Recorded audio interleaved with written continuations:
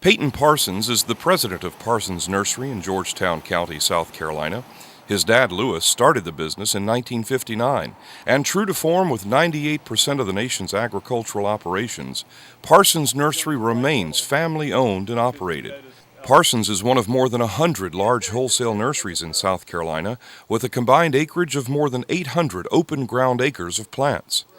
Collectively, South Carolina's nursery, greenhouse, and floriculture industry generates nearly $270 million in cash receipts each year, creating an even greater positive impact on the state's economy, an impact that's easy to see surrounding new and existing construction.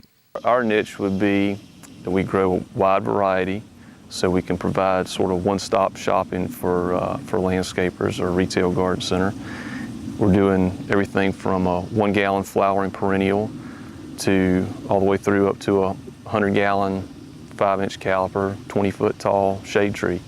So we probably have a wider variety of plant material than a lot of nurseries do, and that seems to work for us. And while Parsons Nursery is traditional in so many ways, when we sought an operation to feature, industry experts pointed to Parsons Containerized Nursery because of the extraordinary conservation measures they use to water and care for their 1 million containers of trees, shrubs, and perennials. Parsons says water is the lifeblood of his operation. We recapture and reclaim all the runoff water that comes from our farm, and of course, in our system, we're concerned with erosion control and all these sorts of things. So we're very mindful and try to be good stewards to the land. We use drip irrigation system as much as possible, and so trying to get the right amount of water that's actually needed for the plant in the right place at the right time. We use a cyclic irrigation system. In other words, we don't just soak the plants down, every day. It's a pretty precise, measured water delivery to the pot, when it needs it and the amount that it needs, and so we're very mindful of that. In addition to carefully controlling the amount and duration of water sent to each container, Parsons is also very careful to use just the right amounts and types of crop protection chemicals to control pests and weeds. Parsons says it costs a little extra to use slow-release fertilizers and to apply the products by hand, but it's worth it if the result is a better plant and a better, safer, and cleaner environment. Parsons uses only surface water drawn from several farm ponds, which collect the minimal runoff from the nursery before the water is drawn and recycled back to the plants. The nursery industry is a 7-day-a-week, year-round business, with most plants growing through a 3 to 5 year cycle. Almost all of Parsons' plants begin as cuttings rooted from existing stock, which are nurtured in climate-controlled greenhouses before they're transplanted to larger containers big enough to withstand the outside elements of Mother Nature, a process that can take up to 5 years for some varieties. Unlike other segments of traditional agriculture that use machines to plant and harvest commodities, the nursery industry is labor-intensive, where harvest is done one pot at a time. Very labor-intensive agricultural industry, and we're struggling with that as an industry. The agricultural guest worker programs don't work well in the present form, and so we're really struggling with a dependable legal workforce. Even the taller trees and shrubs are meticulously pruned by hand to ensure a uniform look for matched sets of plants. Care is taken to prune just the right limbs from the right locations on the plants, an important asset, especially when plants are purchased in bulk. For more information on Parsons Nursery, find them on the web at parsonsnursery.com. Now that we've seen a traditional commercial nursery operation, let's turn to a people who know a lot about tradition. The Trappist monks at the Mepkin Abbey near Moncks Corner, South Carolina. They're involved in agriculture in some very unusual ways.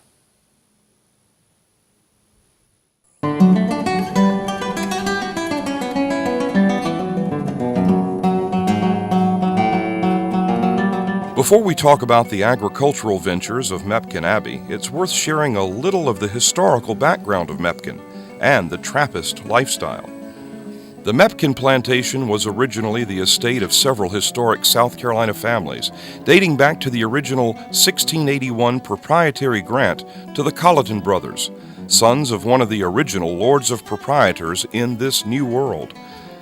The property, a rice plantation along the banks of the west branch of the Cooper River, was sold to another colonial leader, Henry Laurens, in 1762. And eventually the property wound up in the hands of Time, Life, and Fortune magazine magnates Henry and Claire Booth Luce, who commissioned and built an extensive landscape garden. In 1949, the Luce family donated 3,100 acres of the estate to the Roman Catholic Church for use as a Trappist monastery.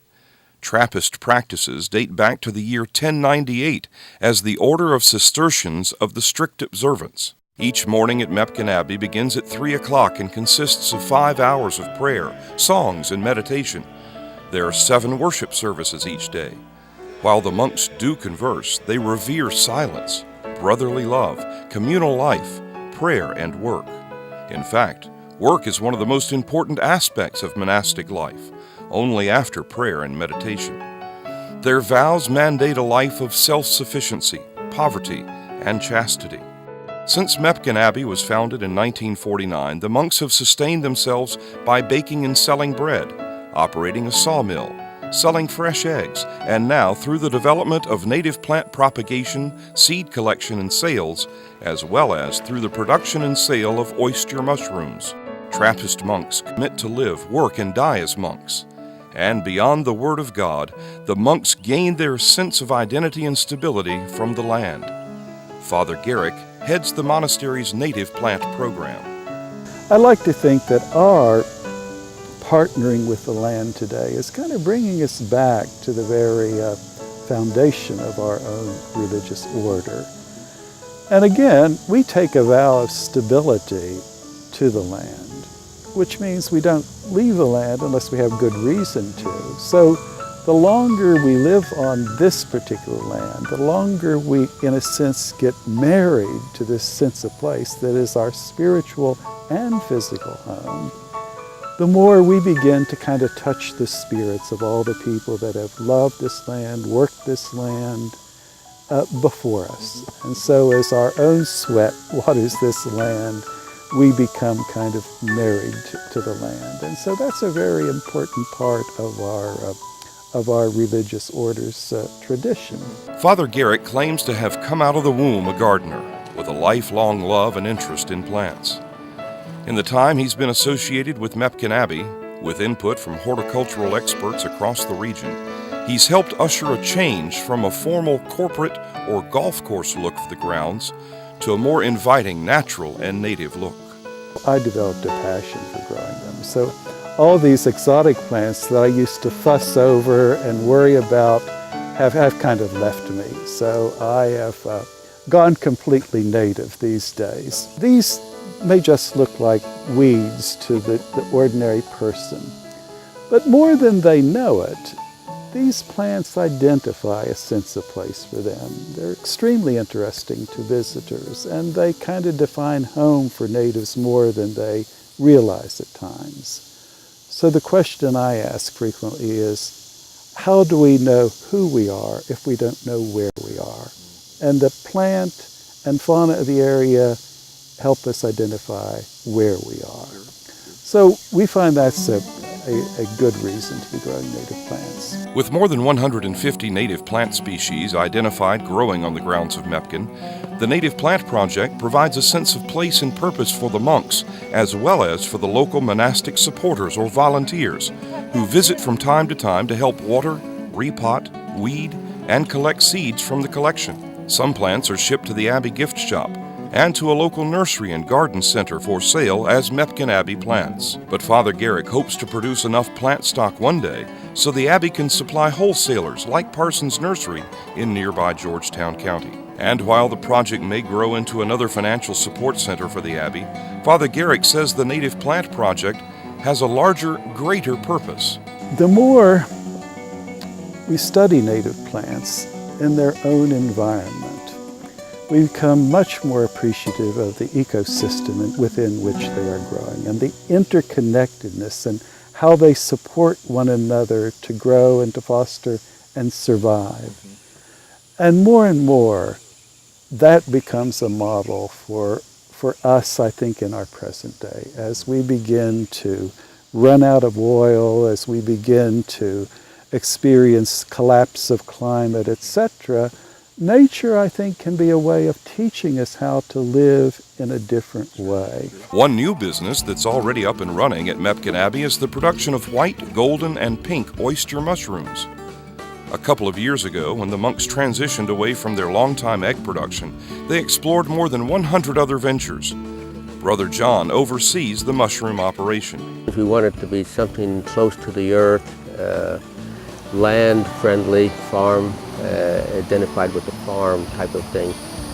And so that's the reason why we went into mushrooms. We wanted to be good custodians of the earth. There's a long tradition of that in our history, tending the land and taking care of what's been provided for us and be good stewards of the land. Brother John says it takes about 8 people to keep the mushroom business going, with great emphasis given to quality control, careful harvesting, packing, and shipping. There's an awful lot of quality control that's needed, water, temperatures, climate, humidity, and cleanliness of the place. So we've learned all that. The mushrooms grow outside plastic bags filled with straw, cottonseed hulls, and other materials that are injected with mushroom spores. The bags hang from ceilings or reefer containers or walk-in coolers that are climate-controlled for humidity and temperature. It generally takes 14 days for the mushroom spores to grow large enough to harvest.